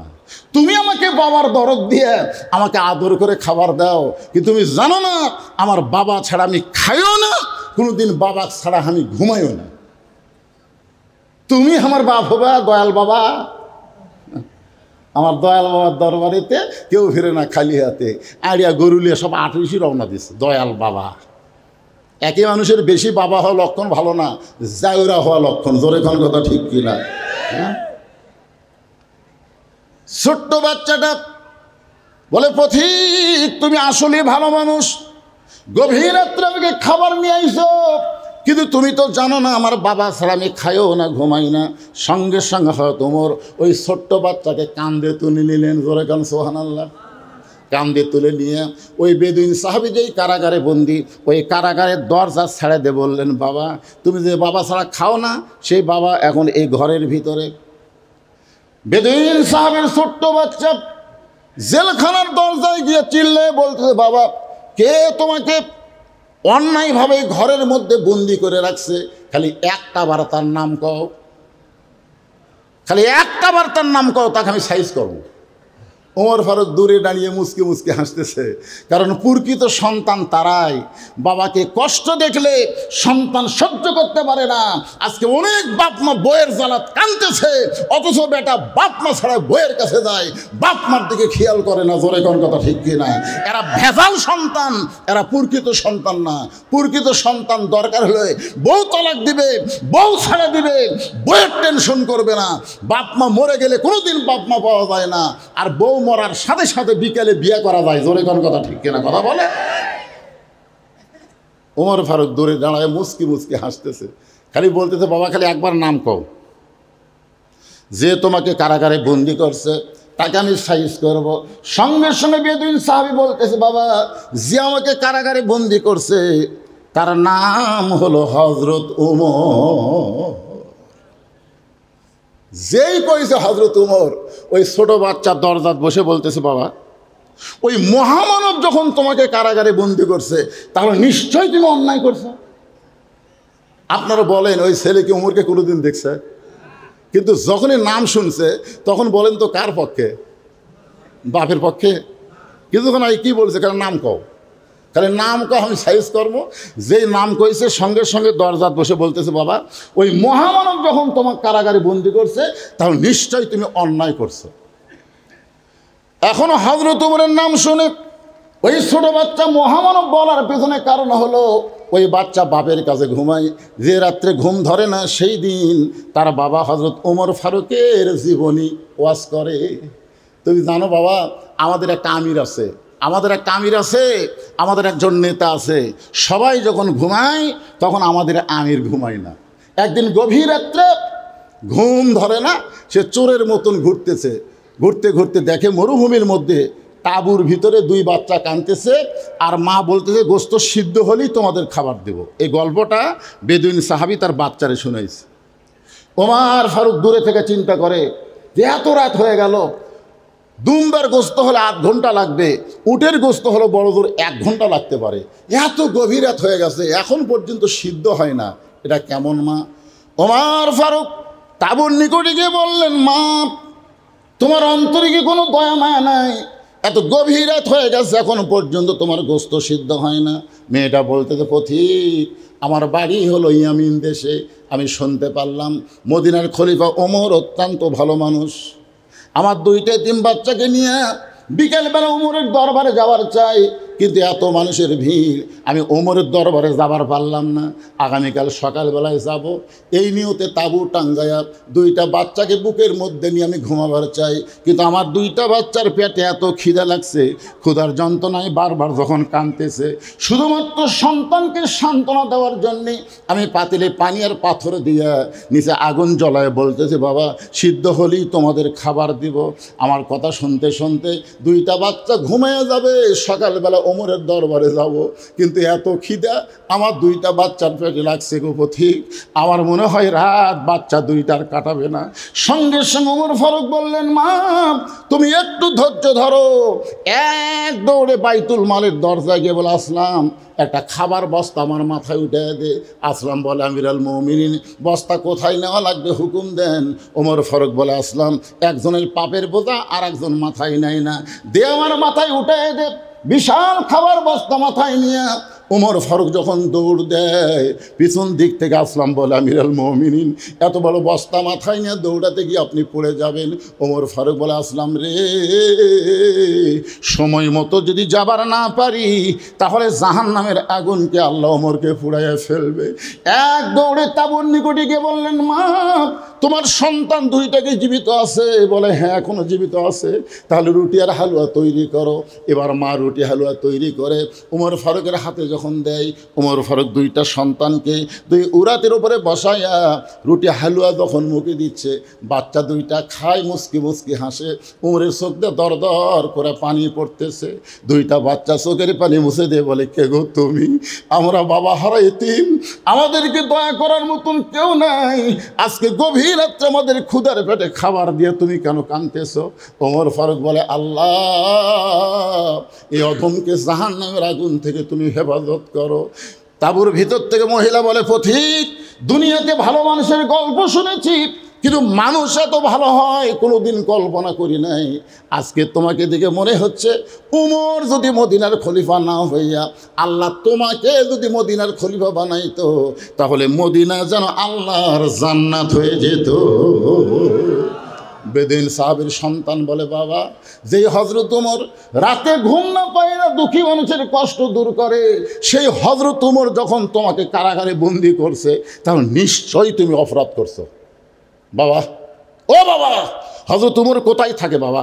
খালি আমাকে খালি বলেন, আমি উমর ফারুকের কাছে যাইয়া তার পাও ধরা হলেও আপনাকে আমি কারাগার থেকে মুক্ত করবো ইনশাআল্লাহ। বেদিন সাহাবীকে ছেলে বলতেছে, বাবা, হযরত উমর কোথায় থাকে? বেদিন সাহাবী মুসকি মুসকি হাসের বলে, পাগলা, উমরের কাছে যায় তোর বাপকে জেলখানা থেকে বের করে পারবি না। বলে, তাহলে কার কাছে যাওয়া লাগবে? হযরত আলীর কাছে যা। উমর ফারুক যখন মদিনার খলিফা ছিলেন ওই সময় শিক্ষামন্ত্রী ছিলেন হযরত আলী। ধরে কোন সুবহানাল্লাহ। আচ্ছা, একটা জিনিস আপনারা ধারাবাহিকতা শোনেন, আল্লাহর নবী যখন মদিনার রাষ্ট্রপতি ছিলেন তখন শিক্ষামন্ত্রী হলেন হযরত আলী। আবু বকর রাদিয়াল্লাহু যখন মদিনার খলিফা ছিলেন তখন শিক্ষামন্ত্রী হচ্ছেন হযরত আলী। উমর ফারুক যখন মদিনার খলিফা শিক্ষামন্ত্রী হযরত আলী। ওসমান গনি যখন মদিনার খলিফা তখনও শিক্ষামন্ত্রী হযরত আলী। ধরে খান সুবহানাল্লাহ। তাহলে এতগুলা খলিফা পাল্টাচ্ছে কিন্তু শিক্ষামন্ত্রী পাল্টায় না। আজকে কোরআনের শাসন যদি চালু থাকতো, এমন একজন মানুষকে শিক্ষামন্ত্রীর দায়িত্ব দেওয়া হতো, সে সমস্ত শিক্ষার আগে আল্লাহর কোরআন শিক্ষার গুরুত্ব দিত। খায়রুকুম মান তাআল্লামাল কোরআনা ওয়া আল্লামা। জোরে বলেন কথা ঠিক কিনা? শালা এমন নাস্তিক সব শিক্ষামন্ত্রী হয়, একদম বাগদম ঘরদম সাথে ঢাক ঢোলক ঝাঁতুর ভাষে এই মিথ্যা শিক্ষার জন্য হাজার হাজার কোটি টাকা বাজেট করে। আর জালিকাল কিতাবুল আরাইবে হুদাল লিল মুত্তাকিন ছায়া চিন্তা চলন লাগে। জোরে কথা কর না, শিক্ষামন্ত্রী বোঝা লাগবে না? তুমি যদি তোমার বাবাকে জেলখানা থেকে বাঁচাবার চাও তাহলে শিক্ষামন্ত্রী হযরত আলীর কাছে যাও। তোমার বাবা এমন 3টা ওয়াজ করেছে, ওই জায়গায় যদি হযরত আলী থাকতো তাহলে তোমার বাবাকে আজকে কারাগারে থাকা লাগতো না, তোমার বাবার মাথায় মুকুট পরাতো। জোরে কর সুবহানাল্লাহ। কিন্তু আমি যে 3টা ওয়াজ করছি, এই ওয়াজ করার সময় সবাই আছে কিন্তু শিক্ষামন্ত্রী ছিল না, যার কারণে আজকে জেলখানা। ছেলে বলতেছে, বাবা কি ওয়াজ করছেন? ভাই, তুই তো ওয়াজ বুঝবো না, উমর ফারুকে যখন বুঝবার পারিনি তুই বুঝতে পারবি তো মুখস্থ কর। কারণ ছোট বাচ্চারা কোরআন শরীফ বোঝে না, খালি মুখস্থ করে। জোরে খান কথা ঠিক কিনা? দেখবেন সকালবেলা এসে দেখবেন খালি ঝুঁকতিসার পড়তেছে। তা আমি একজন বললাম, কি পড়িস রে? ভাই, পড়ি হুজুর, কিন্তু বুঝি না। কন বোঝা কথা কন না কেন? এরা যে কোরআন শরীফ মুখস্থ করছে, একটা হাফেজ সাহেব যদি বলেন যে বাকারা মানে কি, তাই হয়তো কভার না, কিন্তু গোটা কোরআন সে আপনাকে শোনাবে, কিন্তু কোরআনের অর্থ বোঝে না। কারণ ছোট বাচ্চাদের জন্য আমরা যখন প্রাইমারিতে পড়তাম তখন আমাদেরকে নামতা মুখস্থ করাতো, 2 কে 2, 2 দোকানে 4, 3 দোকানে 6, বলতাম এটা মানেকে বোঝা লাগবে না, বড় হলে বুঝবি, এখন খালি মুখস্থ কর। আজকে ছোট বাচ্চারা কোরআন মুখস্থ করতেছে, কোরআনের যখন হেফজ হয়ে যাবে, যখন কিতাবখানায় ভর্তি হবে, তখন আবার তাকে কোরআনের ব্যাখ্যা বিশ্লেষণ বোঝানো হবে। জোরে কোন কথা ঠিক কি না? তো ছোট বাচ্চার কি করা, বোঝার বয়স না মুখস্থ করার বয়স? বেদিন সাহেব বললেন, আমি যে 3টা ওয়াজ করছি খালি মুখস্থ করা আলী পর্যন্ত যদি যাবার পারিস তাহলে তোর বাপক আর জেলখানার থাকা লাগবে না। 1 নম্বর ওয়াজ হলো ইন্নু হিব্বুল ফিতনা, আমি ফিতনাকে মহব্বত করি, এটা আমি আপনাদের বোঝানোর জন্য বলতেছি। 2 নম্বর হলো ইকরাহুল হক, 3 নম্বর ওয়াশহাদু মালাম আরহ। ছেলে বলতেছে, আর একবার বলেন। ইন্নু হিব্বুল ফিতনা, ইকরাহুল হক, ওয়াশহাদু মালাম আরহ। ছেলে বলতেছে, আব্বু আর একবার বলেন। ইন্নু হিব্বুল ফিতনা, ইকরাহুল হক, ওয়াশহাদু মালাম আরহ। ছেলে বলতেছে, আমার মুখস্থ হয়ে গেছে। খালি যাবো আর এই মুখস্থ করবো, আর এই দিক দিয়ে গেলেই শিক্ষামন্ত্রীর দপ্তর পেয়ে যাবি। জোরে কোন সুবহানাল্লাহ। ছোট্ট বাচ্চা 3টা ওয়াজ মুখস্থ করে হযরত আলীর বাড়ির দরজায় তাকায় দেখে 2 জন যুবক দাঁড়িয়ে আছে, একটার নাম হলো হাসান আর একটার নাম হলো হোসাইন। সাইয়েদুল শাবাবে আহলেল জান্নাহ হাসান ও হোসাইন রাদিয়াল্লাহু তাআলা আনহুমা। যুবকেরা, তোমাদের কাছে মেসি নেইমার ভালো না হাসান হোসাইন ভালো? এই মোবাইল আলা কথাই করলো না কে ভাই, কি হচ্ছে? না আপনারা কম। এই যুবক শোনো, প্রত্যেক জুমার সানি খুতবা ইমাম সাহেব আপনাদের শোনাচ্ছে জান্নাতি যুবকদের সর্দার হবে দুইজন, একটা হলো হাসান, একটা হলো হুসাইন। মেসি নেইমার হবে জাহান্নামের সর্দার। ধরে কোন কথা ঠিক কিনা? কারণ মেসি কোন জাত? আমেরিকা কোন জাত? আজকে যে ইসরায়েল লাফালাফি করতেছে ওর পিছনে কি আছে? আমেরিকা। ধরে কোন কি আছে? কথা কন না কেন? আমেরিকা আছে। মুসলমানের সবচাইতে বড় শত্রু হলো খ্রিস্টান আর ইহুদি। মেসি নেইমার আর মুসলমান না, ইহুদি খ্রিস্টান। আজকে তোমরা তাদের খেলা সারা রাত জায়গায় জায়গায় দেখো। আর হুসাইনের একটা সুন্নত, হুসাইনের একটা আদর্শ, হুসাইনের একটা জজবা তোমাদের অন্তরের মধ্যে পয়দা হয় না। ছোট বাচ্চা দাঁড়ায় তাকায় দেখে দুইজন যুবক দরজায় দাঁড়িয়ে আছে। এই দুই যুবককে সালাম দিয়ে বললেন, ইন্নি ওহিব্বুল ফিতনা ইকরাহুল হক ওয়া আশহাদু মা লাম আরা। হাসান হোসেনকে ধরে, ই তো বেদব, কি শুরু করছে? দুইজন যখন ছোট বাচ্চাকে ধরছে, এই কি করস?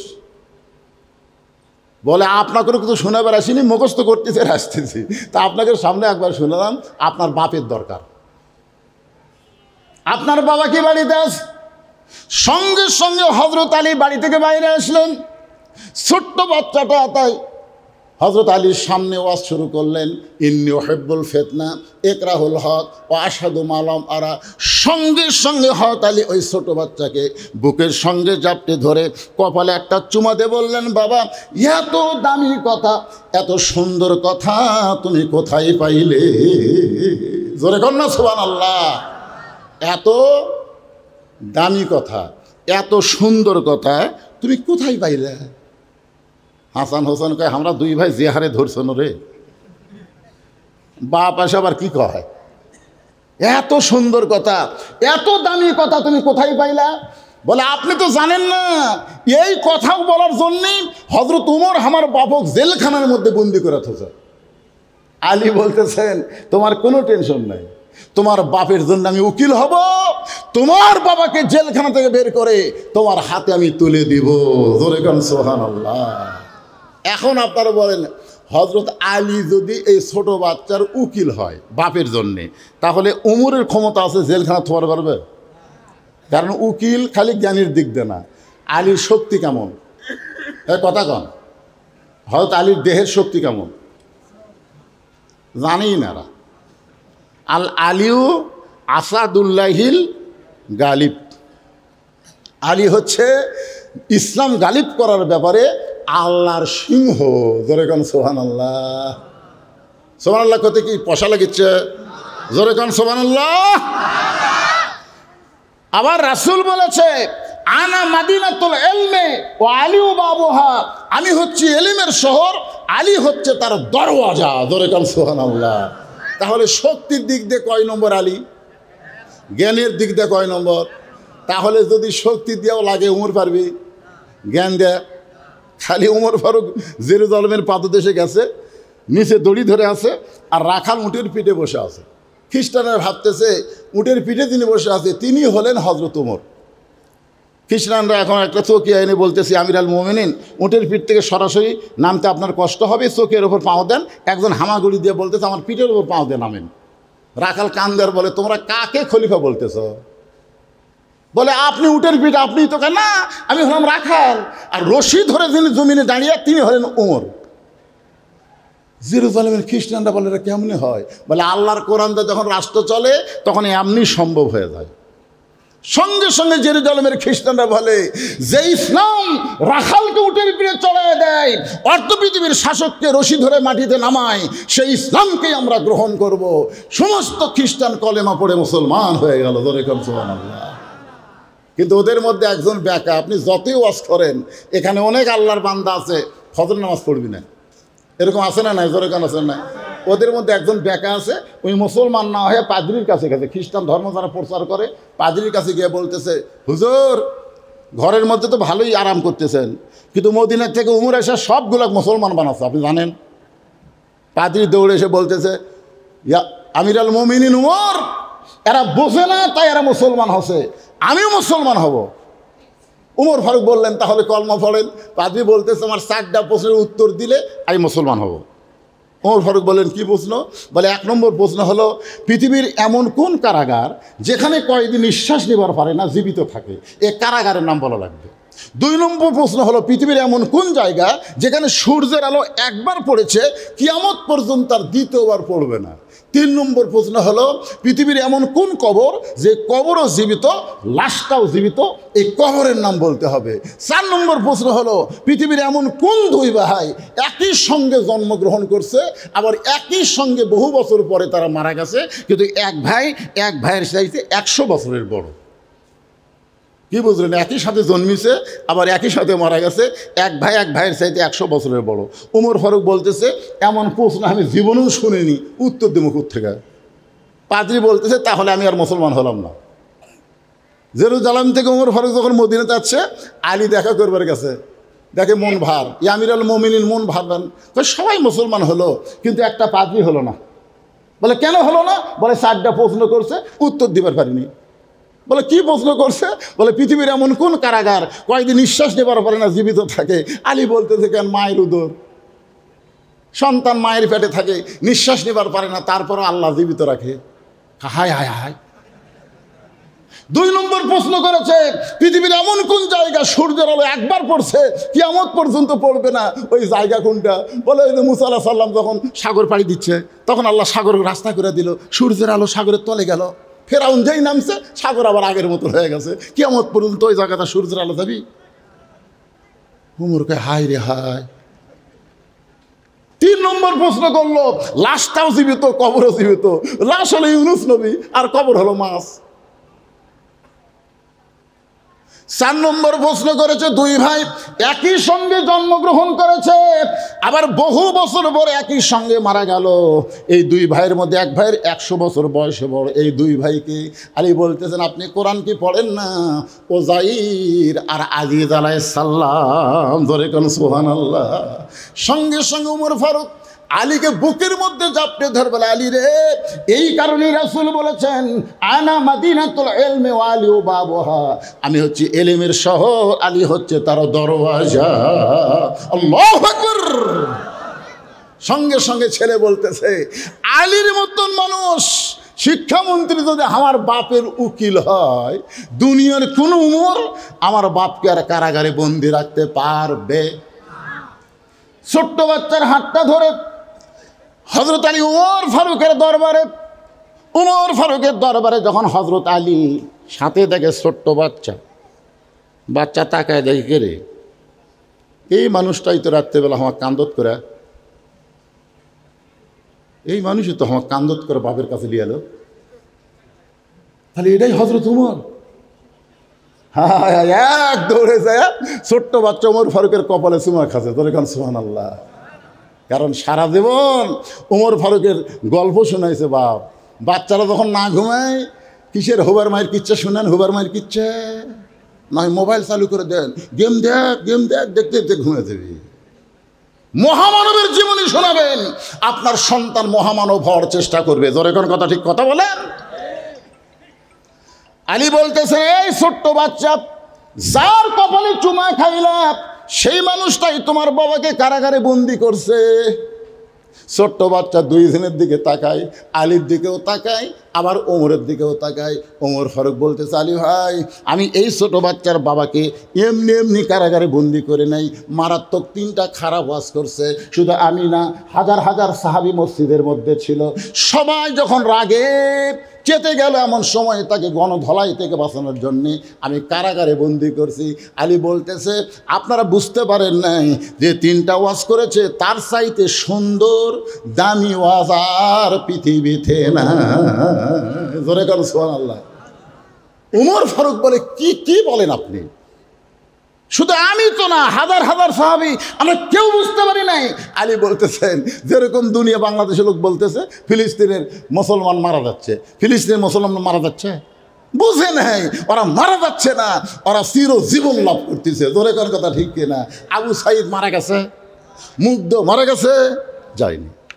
এখন এই তিনটা ওয়াজের হাকিকতের অর্থ কি হবে আলী উমর ফারুককে বলে ওই ছোট বাচ্চার বাপকে কারাগার থেকে জেলখানায় থেকে বের করবে। আপনার কি রাত বেশি হয়ে গেছে? শুনবার চান? শুনবার চান? কারা কারা শুনবেন আল্লাহকে একটু হাত দেখেন তো দেখি। লিল্লাহে তাকবীর। আপনি শুনবেন না? এই আপনি শুনবেন না? হাত তোলেন না কেন? লিল্লাহে তাকবীর, হাত নামান। এখন একটা স্লোগান দেওয়া লাগবে, অন্তর থেকে দেওয়া লাগবে। আমি যেই বলবো আল কোরআনের আলো, আপনার বলবেন সব জায়গায় যা আলো। বলতে পারবেন না ভাইজান? আল কোরআনের আলো, কোরআন হাদিস যেখানে, দুনিয়ার মুসলমান লিল্লাহে তাকবীর। বিশ্বাস করেন এখন বাজতেছে রাত 12:15। না না হোক, আমি যে অসুস্থ ছিলাম এটা উঠলো কে? কি মারাত্মক ওয়াজ এখন শুরু হবে, মারাত্মক ওয়াজ। শোনেন, এখন যে রাত 12:15 বাজছে, আপনার বিশ্বাস করে বলেন তো, আপনাদের চেহারা দেখলে কি মনে হচ্ছে 12:15? মনে হচ্ছে কেবল রাত 10টা বাজলো। আচ্ছা, এই যে বেশি রাত কমে যাওয়ার পিছনে হলো তকবীর। মুসলমান মনে খালি জাগা মতো তকবীর দেওয়ার পারে। আর 4-5 দিন হলো গড়াগড়ি খাচ্ছে, হিন্দু মেয়েটার বাচ্চা হচ্ছে না। ভগবান ভগবান করতেছে কিন্তু কাম হয় না। তখন বাপ মা মনে করতেছে এটার আর নর্মালি বাচ্চা হবে না, সিজার করা লাগবে। অ্যাম্বুলেন্স করে সিজার করার জন্য হাসপাতালে নিয়ে আসতেছে। তখন গুজরাটে একটা দ্বন্দ্ব হচ্ছে হিন্দু মুসলমানের। এখন যেরকম ভারতে দ্বন্দ্ব হচ্ছে মুসলমানের মসজিদের সামনে, ওরা তরবারি নিয়ে, আজকে ফেসবুকে দেখেন মসজিদের সামনে তরবারি নিয়ে মিছিল করতেছে। মুসলমানের রং লাগবে না, ওরা জোর করে রং না দিচ্ছে। আজ আমি নিজে দেখলাম, আমার আইডি থেকে পোস্ট করছি, একটা মুসলমানের দাড়ি ওরা কামে দিচ্ছে, ভুরু পর্যন্ত চাঁদা দিচ্ছে, একটা মেয়ের বোরকা ওরা জোর করে খুলতেছে। এই ভারত, এরা কোনোদিন বাংলাদেশের আপন না, এরা সবসময় বাংলাদেশের শত্রু। জোরে করে কথা কথা কর না কেন? কথা বলে, এরা কোনোদিনও বাংলাদেশে আপন না ভাইজান। দেখেন কি অবস্থা। এখন এই মুসলমানেরা ওই যখন অ্যাম্বুলেন্স আসতেছে, হচ্ছে মুসলমানের মিছিল যাচ্ছে, মুসলমানের মিছিলের প্রথম শব্দ একজন কেবল সামনে থেকে বলেছে নারায়ে তাকবীর, আর সব গুজরাটি মুসলমানকে আল্লাহু আকবার। একসাথে যদি 10,000 মুসলমান আল্লাহু আকবার কয়, কীরকম হবে কোন? তো এমন জোরে শব্দ হচ্ছে, ওই হিন্দু মেয়েটা তাই 5 দিন হলে খালি গড়াচ্ছে, বাচ্চা হচ্ছে না। ওই মুসলমান আল্লাহু আকবার শব্দ শুনে কাঁপিয়ে উঠছে। যেই কাঁপিয়ে উঠছে সে আল্লাহ করে বাচ্চা বের হয়ে গেছে। বাপ মা কয় কে রে, এতদিন হলে ভগবান ভগবান করি, কাম হয় না। আর মুসলমানের আল্লাহু আকবার তাকবীর শুনে বাচ্চা হলো, তাহলে ভগবান বোধহয় চলবি না। আল্লাহ বলেছে আমাইয়াবতাগি গায়রাল ইসলামা দীনান ফালা ইউকবালা মিনহু। চলবি না, চলবে না, একমাত্র ধর্ম ইসলাম। জোরে কোন কথা ঠিক কিনা?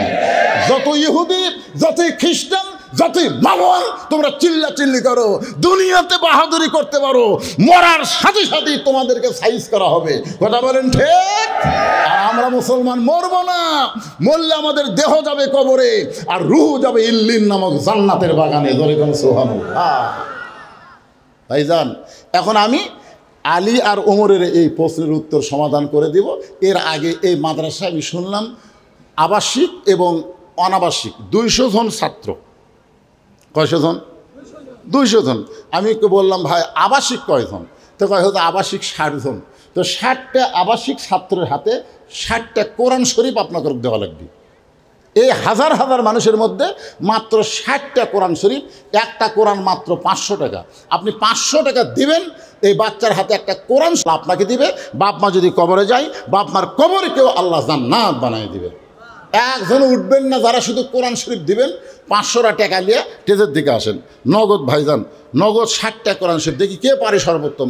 যে লোকটা সর্বোত্তম 500 টাকা দিবে, আর দেখা দেখি যত মানুষ দিবে, ওই যে দান করলো, পরে যারা দান করবে তাকে দানের একটা অংশ আল্লাহ তাকে দান করবে। মাশাআল্লাহ। সাথে সাথে আল্লাহর একজন বান্দা, কি নাম? রুবেল সাহেব, কোরআন শরীফ বাবদ 500 টাকা দান করেছে। আল্লাহ দানকে কবুল করেন। আপনি কিন্তু টাকা এই যে ব্যাপার থাকবে না, এটা হাত থাকবে 60টা নেমোজে আপনি গুনবেন না। এই দুটা হলো হাতের তো, আপনি হাতের মধ্যে রাখেন, 60-এর মধ্যে দুটা হয়ে গেছে। তাড়াতাড়ি আসেন, টাকা 500 বড় কথা নয়, একটা কোরআন শরীফ, পৃথিবীর শ্রেষ্ঠ দান, নবীর মাদ্রাসায় একটা কোরআন, মাশাআল্লাহ। আর একটা কোরআন পাওয়া গেল, 3টা হয়ে গেল, আরও 2টা আসলো, 5টা হয়ে গেল, 5টা হয়ে গেছে। 60টা হতে কিন্তু আপনি চান্স নেন, আপনি বিরত থাকেন না, মাহরুম হয়েন না। পকেটে 500 টাকা থাকলে নিয়ে আসেন ভাইজান, এই নবীর মাদ্রাসায় একটা কোরআন শরীফ দেবেন, এতিম বাচ্চাদের হাতে একটা কোরআন শরীফ দেবেন।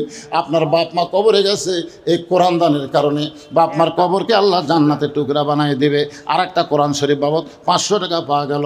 আমার মায়েরা যারা পর্দার অন্তরে বসে শুনতেছেন, মা বাপ মা যদি কবরে যায় 500 টাকা বাচ্চাদের হাতে পাঠিয়ে দেন, আরেকজন কোরআন বাবদ 500 টাকা, আরেকজন কোরআন শরীফ বাবদ 500 টাকা। আল্লাহ দানকে কবুল করেন। সাইড মারেন না, সাইড মারেন না ভাইজান, ওয়াজটা শোনা যান, আমি ওয়াজ করব। আপনারা যদি সবও চলে যান, 10টা লোক থাকলেও এই 3টা ওয়াজ ভাঙ্গা দেওয়া লাগবে। আল্লাহ আরেকজন আল্লাহর বান্দা কোরআন বাবদ 500 টাকা দান করলো। কয়টা হলো হাজি সাহেব? গোনা লাগবে। আসেন, আপনাদের মধ্যে বাচ্চারা 10 টাকা 20 টাকা অনেকে দেননি, তারা যদি দিবার চান বাচ্চারা ব্যাগলে যাবে, আপনারা দেবেন ইনশাল্লাহ। আসেন আসেন, কোরআন শরীফ দেন, 60টা কোরআন শরীফ, এতগুলো মানুষ সেলমি সাহেব না একটা দেন, নাই পকেটে টাকা নাই, মাশাআল্লাহ। আর একজন কোরআন শরীফ বাবদ 500 টাকা দান করলো। আল্লাহ দানকে কবুল করেন। এই সেটাই সাহেব কী হলো? দেন, এই ট্রেনের উপর যারা আছে দেন। পৃথিবীর শ্রেষ্ঠ দান নবীর মাদ্রাসা একটা কোরআন। আমি কারোর কাছে 10,000 20,000 চাচ্ছি না তো, একটা কোরআন শরীফ বাবদ মাশাআল্লাহ। আল্লাহ আজকের মাহফিলের প্রধান অতিথি কোরআন শরীফ বাবদ 500 টাকা, সেক্রেটারি সাহেব কোরআন শরীফ বাবদ 500 টাকা। আল্লাহ যারাই দান করতেছে 500 টাকা তাদের আমল নামায় একটা কোরআন দানের সওয়াব আল্লাহ দিয়া দিও। দানকারীকেও পিতা মাতা চোখে রাইকো কবরে, নূরের টুপি পরাইয়া উঠাবেন রোজ হাসরে। আরেকজন কোরআন শরীফ বাবদ 500 টাকা দান করছে। আল্লাহ দানকে কবুল করেন। আল্লাহ নেক নিয়ত নেক আশা পড়েন, আল্লাহুম্মা আমিন। পৃথিবীর শ্রেষ্ঠ দান, টাকা পকেটে থাকলে কত বিপদ আপদ, ডাক্তারের কাছে যাওয়া লাগে, চোরে খায় টাকা দেখায়। আর সাদকাতু তারুদ্দুল বালা, দান সদকা করলে আল্লাহ তাআলা সমস্ত বালা মুসিবতের হাত থেকে হেফাজত করে। আপনারা সবাই তো মাদ্রাসায় ধান দিছেন, আপনারা অনেক সেলিব্রিটি জড়ো হয়ে গেছে, আপনারা মাদ্রাসার সদস্য আছেন, সবাই দিবেন। মাত্র 60টা কোরআন শরীফ দিবেন না, আপনারা উঠে চলে যাচ্ছেন। দেন দেন বাবা দেন, এদের নিয়ে আসতেছে, দেন দেন, যাই পারেন একটা করে কোরআন শরীফ বাবা স্লিপ দিয়ে দাও, স্লিপ পড়া লাগবে না, লেখা মাত্রই আল্লাহ তাআলা কবুল করছে। মাশাআল্লাহ। আল্লাহ তোমার আরেকজন বান্দা কোরআন শরীফ বাবদ 500 টাকা নগদে দান করেছে। আল্লাহ দানকে কবুল করেন, আল্লাহুম্মা আমিন। এগুলো কিসের টাকা? কোরআন শরীফ বাবদ 500 টাকা দান করেছে। আল্লাহ দানকে কবুল করেন। আল্লাহ নেক নিয়ত নেক আশা পরাক, আল্লাহুম্মা আমিন। এ দুনিয়া রবে না কো চিরকাল, একদিন ভাঙবে রে বাজার। এ বাজার ভাঙিয়া গেলে সওদা না মিলিবে, কি হবে উপায় তোমার? এদের যাদের পায়ের তলে ফেরেশতারা পাখা বিছায় দেয়, বাচ্চারা দেখে রুমাল নিয়ে। আল্লাহ তোমার আরেকজন বান্দা কোরআন শরীফ বাবদ 500 টাকা দান করলো। আল্লাহ দানকে কবুল করেন। আল্লাহ নেক নিয়ত নেক আশা পরা করেন। বাবা কান্দে, মা কান্দে, কবরে শুয়ে আসে, বাপ মার জন্য একটা কোরআন শরীফ দেওয়া যাচ্ছে না? হ্যাঁ, বাপ মা কবরে গেছে, বাপ মার কথা মনে করে নবীর এতিম মাদ্রাসা একটা কোরআন শরীফ বাবদ 500 টাকা দেবেন। দেন, এগুলো দেন, সব কোরআনের মধ্যে ফেলে দিয়ে দেন, এটি তাড়াতাড়ি হয়ে যাবে। কয়টা কত আছে? লিল্লাহে তাকবীর। একবারে 8টা কোরআন শরীফ বাবদ 4000 টাকা। আল্লাহ দানকে কবুল করেন। যে নিয়তে দান করলো আল্লাহ তাদের নেক নিয়ত নেক আশাকে আল্লাহ আপনি কবুল করেন। সবাই একটু জিকির করেন, লা ইলাহা ইল্লাল্লাহ, লা ইলাহা ইল্লাল্লাহ, লা ইলাহা, লা ইলাহা ইল্লাল্লাহ মুহাম্মাদুর রাসূলুল্লাহ। সকলে বলি সাল্লাল্লাহু আলাইহি সাল্লাম। এবার হযরত ওমর বলতেছেন, আলী এত 3টা খারাপ ওয়াজ করছে। আলী বলতেছে, তাহলে আপনার মুখ দিয়ে শুনতে চাই, আপনি বলেন। এবার ছোট বাচ্চা বলতেছে, আপনার যদি মুখস্থ না থাকে, আমার বাবার কাছে 3বার শুনি, আমার মুখস্থ হয়ে গেছে। জোরে খান সুবহানাল্লাহ। ওমর ফারুক ছোট বাচ্চাকে বললেন, কারণ ছোট বাচ্চার স্মরণ শক্তি বেশি না কম? এ কথা কন না, কেন বেশি না কম? এই ছোট বাচ্চা কি শিখাচ্ছেন? যাদের স্মরণ শক্তি এত বেশি, তাদেরকে আগডুম বাগডুম বাদ দিয়ে আলিফ লাম মিম এর শিক্ষা দেওয়ার চেষ্টা করেন বাজান। ছোট্টবেলায় আপনার বাচ্চা পবিত্র হওয়ার শিক্ষা পাবে। কোরআন শরীফ ধরবার গেলে অপবিত্র অবস্থায় ধরা যাবে না। এই মাদ্রাসায় দিবেন, সর্বোত্তম তাকে পবিত্র হওয়ার শিক্ষা দিবে। জোরে কোন কথা ঠিক কিনা কথা বলেন? হ্যাঁ। 1 নম্বর ওয়াজ, ইন্নী উহিব্বুল ফিতনা, আমি ফিতনাকে পছন্দ করি। হযরত আলী বলতেছেন লোকটা তো ঠিকই বলেছে, কিন্তু আপনারা বুঝতে পারেন নাই। আল্লাহ কোরআনে বলেছেন ইন্নামা আমওয়ালুকুম ওয়া আওলাদুকুম ফিতনা। কার কথা? আল্লাহর কথা। আল্লাহ কোরআনে বলেছেন নিশ্চয় সম্পদ আর সন্তান ফিতনা। হওয়ার পরেও দুনিয়ার মানুষ এই দুইটাকে বেশি ভালোবাসে। আপনার বলেন তো, আপনারা সন্তানকে ভালোবাসেন কম না বেশি? সম্পদকে? দেখবেন একটা মানুষের কিন্তু বাপ মলে খুব একটা কান্দে না, কিন্তু আড়িয়া গরু মলে ও কান্দে বাবা। এই জন্য আল্লাহ বলেছেন ইন্নামা আমওয়ালুকুম ওয়া আওলাদুকুম ফিতনা, নিশ্চয় সম্পদ আর সন্তান ফিতনা হওয়ার পরেও দুনিয়ার মানুষ পছন্দ করে। আলী বলতেছেন লোকটা তার ছেলেটাকে পছন্দ করে, মহব্বত করে, এই কারণেই বলছে ইন্নী উহিব্বুল ফিতনা, আমি ফিতনাকে মহব্বত করি। ওমর ফারুক বলতেছে ভাই আমরা খালি শাব্দিক অর্থ বুঝেছি রে, কিন্তু ভিতরে তো ঢুকি নাই। কিন্তু লোকটাকে বললো ইকরাহুল হক, আমি হককে পছন্দ করি না। আল্লাহ কোরআনে বলেছেন কুল জাল হক ওয়া যাহাকাল বাতিল ইন্নাল বাতিলা কানা যাহুকা। হককে পছন্দ করে না, এইটা কেমন কথা? আলী বলতেছেন শুধু এই বেদুইন সাহাবী কেন, আমিও করি না, আপনিও করেন না। ওমর ফারুক বলে আমি হককে পছন্দ করি না। বলে তাহলে শোনেন, জাআত সাকারাতুল মাউতু হক্কুন। আপনি বলেন তো মৃত্যুর চাইতে সত্য কোনো জিনিস আছে? এই কোন মৃত্যুর চাইতে সত্য? একটা হিন্দুরাও বিশ্বাস করে মরা লাগবে। জোরে কোন কথা ঠিক কিনা? আপনার বলেন তো দুনিয়ার কোনো মানুষ এই সত্য মৃত্যুকে পছন্দ করে? কথা কন না কেন ভাইরে? আপনার মৃত্যু পছন্দ করেন? এখন স্বামীর ক্যান্সার রোগ হচ্ছে, 2 মাস পরে মরবি, বউ খালি কাছে কান দেওয়ার বলে আল্লাহ আমার হায়াত স্বামীকে দাও, স্বামীর মৃত্যু আমাকে দাও, আল্লাহ আমার হায়াত স্বামীকে দাও, স্বামীর মৃত্যু আমাকে দাও। স্বামী কয় কেরে পাগলি, আমি মরেই যাবো রে পাগলি, ক্যান্সার হয়ে গেছে, 2 মাস আর বাঁচবো না। না না না, আপনি মরবেন কেন? আল্লাহ আপনার মৃত্যু আমাকে দেখ, আমার হায়াত আল্লাহ আপনাকে দেখ। স্বামী বলতেছে আল্লাহ ভাগ্যগুণ একটা বউ পাচ্ছে, কিন্তু আমার হায়াত নেই। স্বামী স্ত্রী রাত্রেবেলা শুইছে, ওই বাড়িতে একটা আইডিয়া গরু আসছিল। জোরে কন কি গরু? আইডিয়া গরু। রাত্রে দড়ি ছিঁড়ে বার হয়েছে খাওয়ার জন্যে, কিন্তু বাড়ির তো দরজা লাগানা, খাওয়া আর কিছুই নাই। দেখে বারান্দাতে একটা সিলভারের পাতিল, আড়ে গরু সিলভারের পাতিলের কাছে যায়, দেখে পাতিলের তলায় চিটা লাইলে। চিটা লাইলে বোঝেন গরুর খুবই পছন্দ। ওই এখন চিটা লাইলে খাবার চাই, কিন্তু মুখ হাতে পায় না, জিভা বার করে জিভা তো হাতে পায় না। জোর করে যে খাবার গেছে, একে চিটা লাইলে পাশে ঠিকই, কিন্তু ছোটো ছোটো শিং এই পাল্লার কান্দার মধ্যে আটকে গেছে। ওই এখন লালি চাটিয়া খাইয়া মাথা লড়াই, কিন্তু পাল্লার মাথা খোলে না। তা এখন মনে করেন শিং পর্যন্ত যদি পাল্লার মধ্যে যায়, ওর চোখ মুখ আসা ওই পাল্লা মাথার মধ্যে ও করতে করতে স্বামী স্ত্রী যে ঘরে শুয়ে আছে ওই ঘরের মধ্যে ঢুকছে। এখন বউ চিল্লে বলতেছে বাবা আজরাইল, ও বাবা আজরাইল। ঢুকছে যখন ওই যে ক্যান্সার রুগী, বাবা আমার কাছে আসো না। বউ মনে করতেছে জমদূত আজরাইল, হয়তো এটাই হবি, এই মনে করে বলতেছে বাবা আজরাইল ঢুকছো যখন, তাহলে ক্যান্সার রুগীর কাছে যাও, আমার কাছে আসো না। স্বামী চিল্লে বলে কি হয়েছে? আজরাইল ঢুকছে, তোমাকে দেখে দিলাম। এই তুই না দিনের বেলা কইলে আমার হায়াত আল্লাহ আপনাকে দেখ, আপনার মৃত্যু আমাকে দেখ। এটা মুখে বলা যায় গো, অন্তর দেখ কেউ মৃত্যু চায় না। আলী বলতেছেন জাত সাকারাতুল মাউত হাক্কুন, মৃত্যু সবাই জানে হক, তারপরে মৃত্যুরে কেউ পছন্দ করে না। এই জন্যই লোকটা বলেছে ইকরাহুল হক, আমি হককে পছন্দ করি না। ওমর বলতেছে আলী ভাই আমি খালি শাব্দিকত্ব শুনেছি, কিন্তু আমরা তো ভিতরে ঢুকে দেখি নাই। কিন্তু লোকটা যে বলল ও আশহাদু মা লাম আরা, আমি না দেখা জিনিসের সাক্ষী মারি। আলী বলতেছে আপনিও মারেন আমিও মারি। উমর বলে না দেখে কেমনে সাক্ষী দিব? আলী বলতেছেন তাহলে আপনি কি পড়েন না আশহাদু আল্লা ইলাহা ইল্লাল্লাহু ওয়াহদাহু লা শারীকা লাহু, আমরা সে আল্লাহর সাক্ষ্য দেই যে আল্লাহর কোনো শরীক নাই। বলেন তো আপনি কোনো দিন কি আল্লাহ দেখছেন? ওমর ফারুক বলে না ভাই দেখি নাই। আলী বলতেছে আমিও দেখি নাই। এই কারণেই লোকটা বলেছে আমি না দেখা জিনিসের সাক্ষী দেই। আল্লাযীনা ইউমিনুনা বিল গায়ব, অদৃশ্যের প্রতি বিশ্বাস স্থাপন করা হলো মুমিনদের বৈশিষ্ট্য। হযরত ওমর এক দৌড়ে গিয়ে বেদুইন সাহাবীর দরজা খুলে দিয়ে বলতেছে আলী যদি না থাকতো তাহলে আমরা সবাই ধ্বংস হয়ে যেতাম।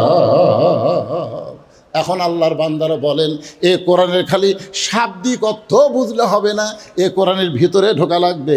এই কোরআন হলো অনুনাজ্জিলু মিনাল কোরআনি মা হুয়া শিফাউ ওয়া রাহমাতুল লিল মুমিনিন। এখন সবাই বলতেছে কোরআন হলো রোগ মুক্তি, কোরআন সুমা খাও, কোরআন তেলাওয়াত করো, কোরআন বুকের মধ্যে লাগাও। কিন্তু আল্লাহ বলতেছেন কোরআন শুধু পড়লে হবে না, কোরআন শুধু চুমা খেলে হবে না, কোরআন বুকের মধ্যে লাগালে হবে না। এই কোরআন দিয়ে তোমাদেরকে সমাজ, রাষ্ট্র, সব কিছু তোমাদের পরিচালনা করা লাগবে। ধরে কোন ঠিক কি না? আমি অসুস্থ শরীর নিয়ে যতটুকু বললাম, আল্লাহ বক্তা এবং শ্রোতা সবাইকে আমল করার তৌফিক দান করুক। সকলে বলি আল্লাহুম্মা আমিন। আর একজন 500 টাকা দান করছে, আল্লাহ কবুল করেন। অনেকে দোয়া চাইছে, সবার জন্য আমি দোয়া করবো ইনশাল্লাহ, সবার জন্যে। অত লোকের নাম ধরে দোয়া করা যাবে না। সবাই ইস্তেগফার করে আস্তাগফিরুল্লাহ রাব্বি মিন কুল্লি জামবি ওয়া তুবু ইলাইহি লা হাওলা ওয়ালা কুওয়াতা ইল্লা বিল্লাহিল আলিয়্যিল আযীম। এইদিকে হলমল করতেছে, দেখছেন আকাশ যে হলমল করতেছে কোন কাল থেকে। এরা যে বসে আছে কষ্ট করে। এই শোনেন, প্রশ্ন শোনেন, হিন্দু ছেলের সাথে কি বন্ধুত্ব করা যাবে? আপনি তাকে ধর্মের আকর্ষণ, নিজের ধর্মের আকর্ষণ যদি তার মধ্যে তৈরি করতে পারেন তাহলে বন্ধুত্ব করবেন। এটা হেকমতের মার দেওয়া। ধরে কোন কী দেওয়া? কথা কন না কেন, কী দেওয়া? কিন্তু দুনিয়ার চাহিদা পূরণের জন্যে হিন্দুদের সাথে কোনো বিধর্মীর সাথে বন্ধুত্ব করা যাবে না। কিন্তু আপনার ইসলামের দিকে যদি তাকে টানতে পারেন, এই নিয়তে বন্ধুত্ব করা যাবে, কোনো সমস্যা নেই। বিশাল প্রশ্ন বারে। আপনার নিকট একটা প্রশ্ন, দয়া করে বিষয়টি পড়বেন, একটা সংজ্ঞা দিবেন। প্রশ্ন হচ্ছে, যুবক বয়সে বিয়ে করা কি ভুল? তো যুবক বয়সে বিয়ে করবি নাকি বুড়া হলে করবি? একটু পাগলা। একজন যুবককে বাবা মার বিয়ে দেওয়ার দায়িত্ব কখন? একটা যুবকের বিয়ে দেওয়ার দায়িত্ব কখন? যখন যুবক দেখবেন বাড়ির থাকবার চায় না, খালি বেশি ঘরে। যখন বেশি ঘরে, আর ঘোরা বন্ধ করবার চালে একটা বউ দেওয়া লাগবে। ধরে কোন কথা ঠিক না? আপনার দেখেন তো, আপনার ছেলেরা খালি বাইরে থাকে না বাড়ির থাকে? যদি দেখুন বাইরে খালি ঘুরতেছে 3 মাথা 3 মাথা, তাহলে বুঝবেন আর প্রেম রোগ ধরছে। প্রেম করার আগে বিয়ে দিয়ে দেন, অকাম করার আগেই যেন একটা ভালো কাম করে দেওয়ার পারেন, এ খেয়াল করবেন, বুঝছেন? কখনো মনে করবেন না যে আমার ছেলে কামাই করে না। না, আপনি বিয়ে দিয়ে দিবেন, রেজেক দেওয়ার দায়িত্বকে আরও জোরে বলেন আল্লাহ। প্রতি বয়স্ক কোনো যুবক যদি বাহিরে জিনাই লিপ্ত হয়, তাহলে তার দায়ভার কার? দায়ভার যাই জিনা করবি তার। এটি বাপ মায়ের দায়িত্ব। আল্লাহ বলেছে কুল্লিল মুমিনিনা ইয়াগুদ্দু মিন আবসারিহিম। তুমি তোমার নজরকে নিচে রাখো, একটা মেয়ের দিকেও তুমি তাকাও না, কি হবে? যেদিন বিয়ে হবে সেদিন বউকে প্রাণ ভরে দেখো। তুমি মনে করতেছে এর কোন এক যুবক শর্ট খাচ্ছে, বাপ মাও বিয়ে করাচ্ছে না। এই বাপ মাও যুবক বয়সী ছেলেকে বিয়ে করান, অন্যায় অপকর্ম করলে কিছুটা দোষ আপনাকেও হবে। প্রধান মেহমান বিষয়টি আলোচনা করবেন ইনশাল্লাহ। আলোচনা আগে এটা দেওয়া লাগতো, তাহলে এর মধ্যে ওয়াজের মধ্যে অ্যাঙ্গেলে মার দিয়ে দিতাম, কিন্তু এখন শেষে দিয়ে দিয়েছেন। আলহামদুলিল্লাহ, যতটুকু বললাম আল্লাহ কবুল করুক। সকলে হাত তুলে আল্লাহুম্মা আমিন। আল্লাহুম্মা আনতাস সালাম ওয়া মিনকাস সালাম তাবারাকতা ইয়া যাল জালালি ওয়াল ইকরাম। আয় আল্লাহ তাআলা, মাগরিবের পর থেকে এখন প্রায় রাত 12:30 পার হয়ে গেছে। এই দীর্ঘ সময় পর্যন্ত তোমার পাগল বান্দা বান্দিরা আরামের বাড়ি ঘুমকে বাদ দিয়া কোরআন হাদিসের মহব্বত কলিজার মধ্যে নিয়ে এই জান্নাতের বাগানে বসে বসে কোরআন হাদিসের আলোচনা শোনার শেষে আমি গুনাহগারের সঙ্গে রহমতের দরজায় ফকির হয়ে দোকানা হাত তুলেছে। মেহেরবানি করে আজকের মাহফিল আমাদের সকলের হেদায়েতের জন্যে, নাজাতের জন্যে, জান্নাতের জন্যে আল্লাহ কবুল করো। এই মাহফিলের শুরু থেকে শেষ পর্যন্ত যত আলোচনা হয়েছে আল্লাহ, এর মধ্যে যদি ত্রুটি হয়, ভুল হয়, মাফ করে দাও। এর যে হাদিয়া মঞ্জুর করো সোনার মদিনায় নবী পাকের রওজা মুবারকে আল্লাহ কবুল করে নাও। তামাম আম্বিয়ায়ে কেরাম, আসহাবে কেরাম, তামাম পৃথিবীতে মুমিন মুমিনাত যারা কবরে আছে আল্লাহ, সকলের কবরকে জান্নাতের টুকরা বানিয়ে দাও। আমরা যারা হাত তুলেছি, আমাদের জনম দুঃখনী বাবা মা যাদের কবরে চলে গেছে আল্লাহ, মেহেরবানি করে বাপ মার কবরকে জান্নাতের টুকরা বানিয়ে দাও। আল্লাহ, আজকে মাদ্রাসায় নগদে বাকিতে যারা দান করেছে, এ মাদ্রাসার যারা দাতা সদস্য আল্লাহ, সকলকেই জান্নাতি কবুল করে নাও। এই মাদ্রাসা বহু পুরাতন মাদ্রাসা, এই মাদ্রাসার জায়গা দিয়ে মাদ্রাসা নির্মাণ করে আজকে যারা কবরবাসী হয়ে গেল, আল্লাহ মাদ্রাসাকে ওসিলা করে তাদের সকলের কবরকে জান্নাতের টুকরা বানিয়ে দাও। এই মাদ্রাসার ম্যানেজিং কমিটির সভাপতি, মাদ্রাসার কমিটির সহসভাপতি, মাদ্রাসার সেক্রেটারি, মাদ্রাসার সদস্য, আল্লাহ সকলকেই কবুল করো। আজকের মাহফিলের সম্মানিত সভাপতিকে আল্লাহ তুমি কবুল করো, প্রধান অতিথিকে কবুল করো, আজকের মাহফিলের সহসভাপতিদের আল্লাহ তুমি কবুল করো। আজকের এই মাহফিলে কে কোন নিয়ত করে হাত তুলেছে আল্লাহ সকলের নেক নিয়ত নিকাশাকে তুমি কবুল করো। আল্লাহ ফিলিস্তিনের মুসলমানকে তুমি হেফাজত করো।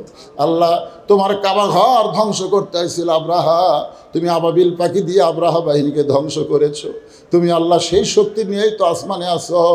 আল্লাহ জমির দিকে একটাবার তাকাও, এরা যে হারে শিশু বাচ্চাদেরকে হত্যা করতেছে, আল্লাহ তুমি পাঠাও আবাবিল, তুমি আবার ফিলিস্তিনকে বিজয় দিয়ে তোমার বাইতুল মাকদাসকে মুসলমানকে ফিরিয়ে দেও। আল্লাহ আল্লাহ ভারতের মুসলমানদেরকে বলো নির্যাতন করতেছে, আল্লাহ পৃথিবীর যেখানেই মুসলমানকে নির্যাতন করতেছে, আল্লাহ মুসলমানের আল্লাহ তুমি শক্তি দাও, ইমানি শক্তি বাড়ায় দাও।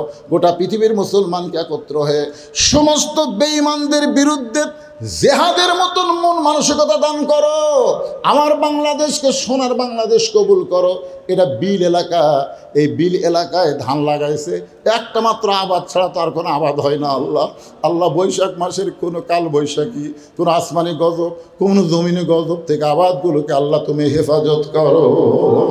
আল্লাহ পত্র এলাকার উপরে রহমত বরকতের দরজা খুলে দাও। আমি গুনাহগার বলে দোয়া ফিরিয়ে দিও না। এতগুলো মানুষের মধ্যে যার দুই কানাত পছন্দ করো, সেই দুই হাতের ওসিলায় আজকের মাহফিলকে আল্লাহ তুমি কবুল করো। আমরা বিপদ আপদ মুসিবতের মধ্যে অসুস্থ অবস্থায় যারা আছি, আল্লাহ সবাইকে রহমত করো, সুস্থতা দান করো। সুবহান রাব্বিকা রাব্বিল ইজ্জাতি আম্মা ইয়াসিফুন ওয়া সালামুন আলাল মুরসালিন আলহামদুলিল্লাহি রাব্বিল আলামিন ওয়াজাল আখিরাতি কালিমাতুনা ইনদাল মাউতি। সকলে বলেন লা ইলাহা ইল্লাল্লাহু মুহাম্মাদুর রাসূলুল্লাহ সাল্লাল্লাহু আলাইহি সাল্লাম। আসসালামু আলাইকুম ওয়া রাহমাতুল্লাহি ওয়া বারাকাতুহু।